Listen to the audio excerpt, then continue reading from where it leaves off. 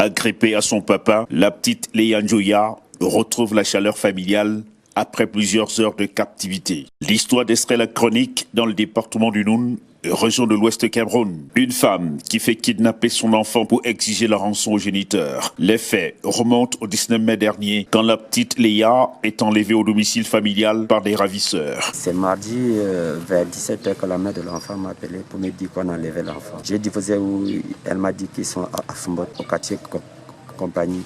J'ai démarré la voiture, je suis arrivé là-bas. En cours de route, je les appelé pour leur demander s'ils ont signalé à la brigade. Ils ont dit oui, ils sont tentés d'aller à la brigade. C'est là où moi aussi je me suis dirigé vers la brigade. On s'est retrouvé là-bas. On est allé à la recherche de l'enfant. L'alerte est donnée. Les forces de l'ordre saisies. L'investigation des éléments de la brigade de gendarmerie de Fumbot va permettre d'interpeller les premiers suspects. Curiosité, c'est la tante de l'assiette qui est à la manœuvre. Le 19 mai 2020, nous avons, agissant sur renseignement, interpellé la nommée Choupo Adjara, auteur présumé de l'enlèvement de sa nièce, nommée Njoya Lia, âgée de 2 ans. Plus loin, la tante vendra à son tour la mèche. La génitrice de la gamine n'est pas innocente dans l'affaire. L'exploitation minutieuse de ce suspect a permis d'interpeller la nommée Moum Soneke Rianatou, qui n'est autre que la mère du bébé enlevé et qui a organisé l'enlèvement de sa propre fille dans le but d'exiger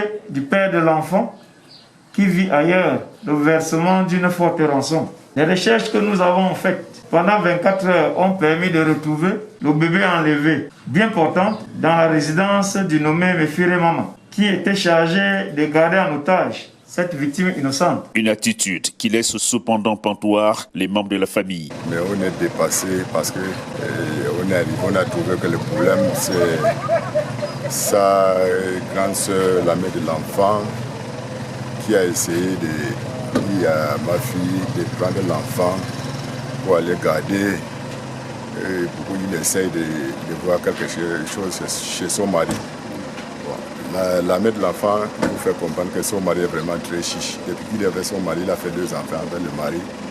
Le mari n'arrive pas à lui donner quelque chose. Donc, il voulait passer par ces coulisses pour avoir un peu d'argent chez son mari. Bon, ça a mal tourné.